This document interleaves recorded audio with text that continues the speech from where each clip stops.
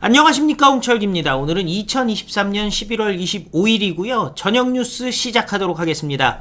이재명 운명의 날이 눈앞에 다가왔습니다. 바로 김용의 판결이 11월 29일이기 때문인데요.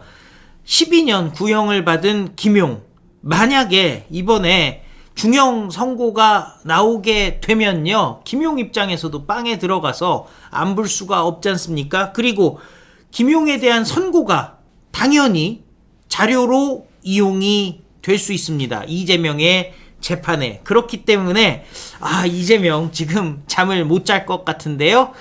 이재명 관련해서 지금 백현동 재판이라든지 이런 곳에서 이재명의 불리한 증언들이 쏟아지고 있다는 겁니다. 시장님이 시키는 대로만 했을 뿐입니다. 라는 얘기들이 나오고 있다는 거죠. 이재명 이제 도망은 꿈에도 꿀 수가 없습니다.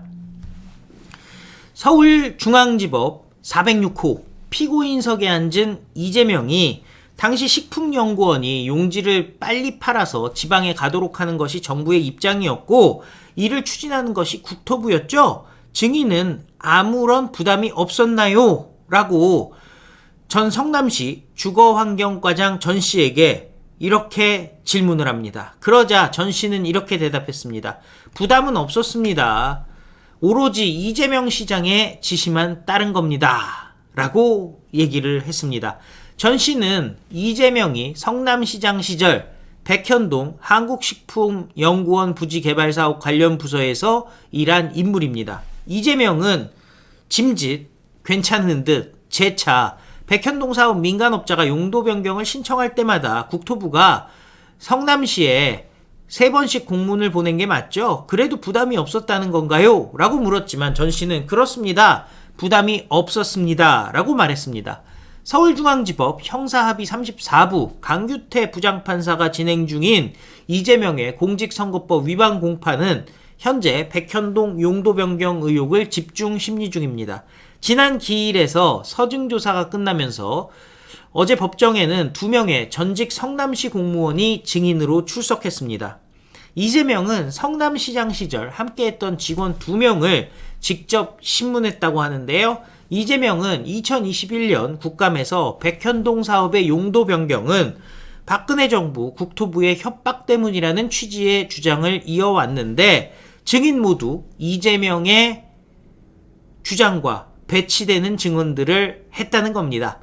전 씨는 오전 검찰 신문 과정에서도 이재명의 주장과 상반되는 증언을 했습니다. 검찰이 2014년 12월 9일 국토부가 해당 부지에 대해 공공기관 지방 이전에 따른 혁신도시 건설 및 지원에 관한 특별법 의무조항 대상이 아니며 부지 용도 변경은 성남시가 판단해야 될 사항이라는 내용으로 회신을 했느냐? 라고 묻자 그렇습니다. 라고 답을 합니다.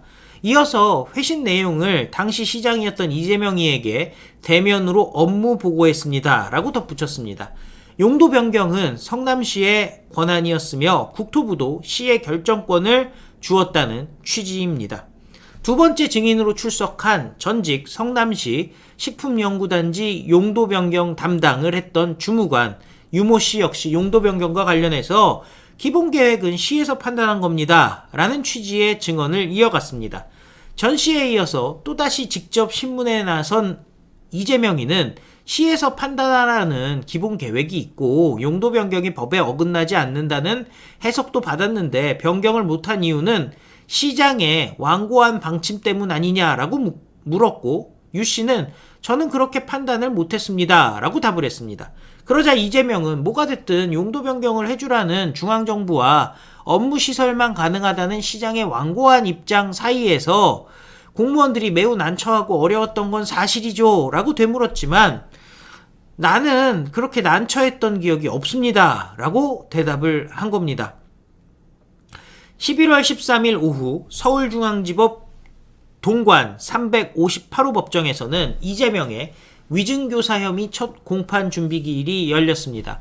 형사합의 33부 재판장인 김동현 부장판사는 병합 여부를 재판부 내에서도 상당히 검토했고 의견을 들어보고 하는 게 좋을 것 같아서 준비기일을 열었다면서 일단 별도로 사건을 진행하겠다라고 밝혔습니다. 위증교사 재판이 병합되지 않은 겁니다. 대장동 재판과. 결국 꾸준히 병합을 요구해왔던 이재명 측은 곧바로 위례 등 이어지는 사건도 준비를 못하고 있는 상황이라면서 재판 부담을 호소했습니다. 아니, 죄 지은 사람이 재판이 부담스러워서 못 받겠다 하면은 이게 얘기가 되는 얘기가 아니죠. 어디 지금 오랏줄을 받아야 될 사람이 자기 맘대로 재판이 너무 부담스러워요. 이런 게 어디 있습니까? 그러자 김동연 부장판사는 통상적인 위증교사 재판처럼 진행할 거라 변호인 측에 부담이 안 될 거라고 생각합니다. 라고 밝혔습니다. 위증교사 했니 안 했니만 따지면 되는 거거든요. 간단합니다. 거기다가 녹음 파일까지 있는 상황이죠. 재판부가 사건을 분리해서 재판하기로 결정하기 직전까지도 검찰 측과 이재명 측 변호인은 치열한 신경전을 벌였습니다. 별도 심리할 경우 내년 4월 총선 이전에 1심 결과가 나오게 되면 이재명의 정치적 생명력에 영향을 줄 수 있기 때문입니다. 과연 내년 총선 전에 1심 판결이 나올까요? 자, 어떤 전현직 법관들은요, 불가능의 무게를 싣는다고 합니다. 전직 법원장 출신 변호사는 총선 전에는 결과가 안 나올 것이라고 단언을 했는데요. 이재명이 증언을 부정하고 있기 때문에 영장 전담 판사가 혐의를 소명했다고는 하지만 재판을 시작하면 오래 걸릴 수밖에 없다라고 얘기를 했고요.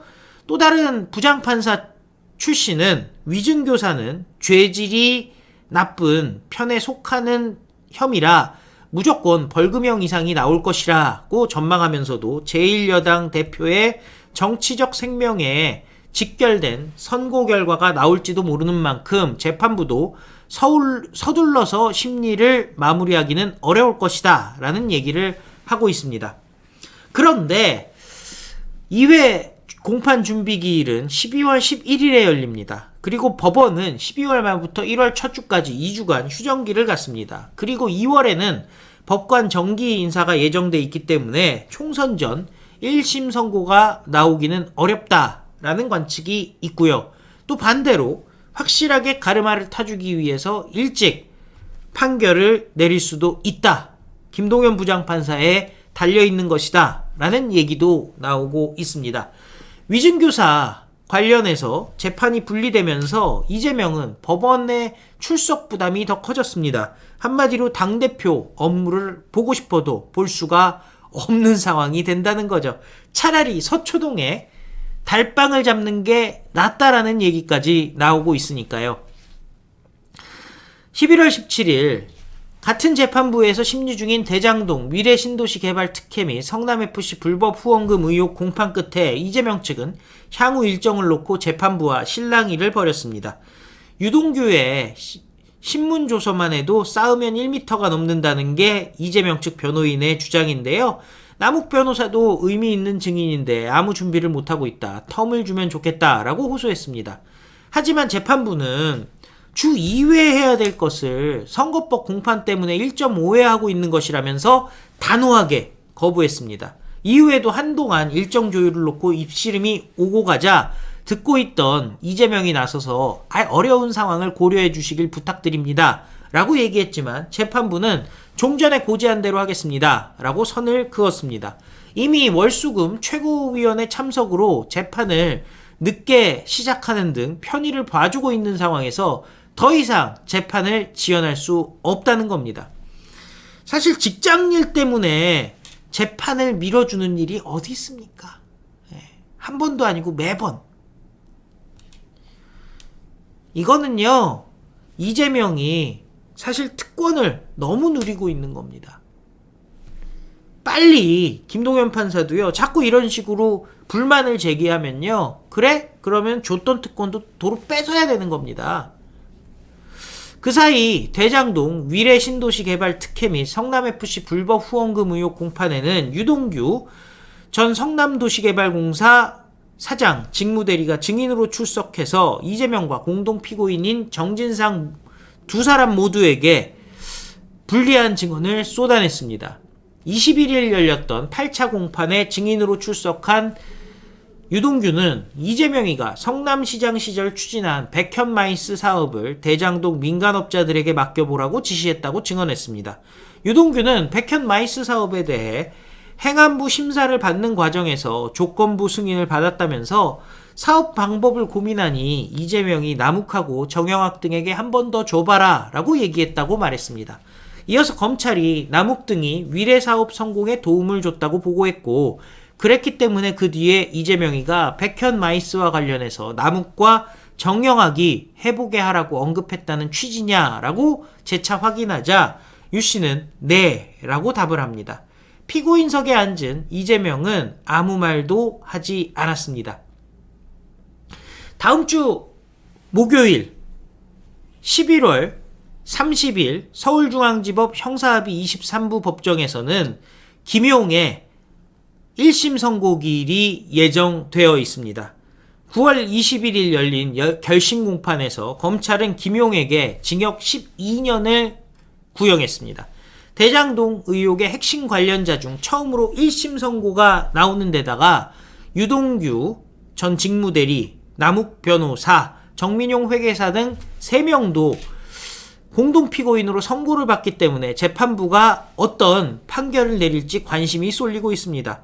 관련 사건 당사자들과 변호인들도 김용의 1심 선고 판결문이 자신들의 사건의 증거로 쓰일 수도 있는 만큼 무척 주시하고 있다라는 건데요. 다음 주 화요일과 금요일에는 이재명과 정진상의 대장동 공판이, 수요일에는 화천대유 대주주 김만배의 범죄 수익 은닉 공판이 열립니다. 그리고 12월 7일에는 곽상도 부자의 첫 공판 준비기일도 열리는데요. 결국 이재명 11월 30일에 판결이 나는 김용의 재판, 이게 증거로 채택되게 돼버리면은 김용 지금 뭐 구형이 10몇 년, 12년 받은 상황이니까 이재명은 그 뒤에 배우니까 더 많이 받을 거 아니겠습니까? 차곡차곡 쌓여가는 맛으로 이재명 50년 살지 100년 살지 지켜보는 게 그 맛이 아주 맛깔스러울 것 같다는 생각이 드는데, 여러분들 어떻게 생각하십니까?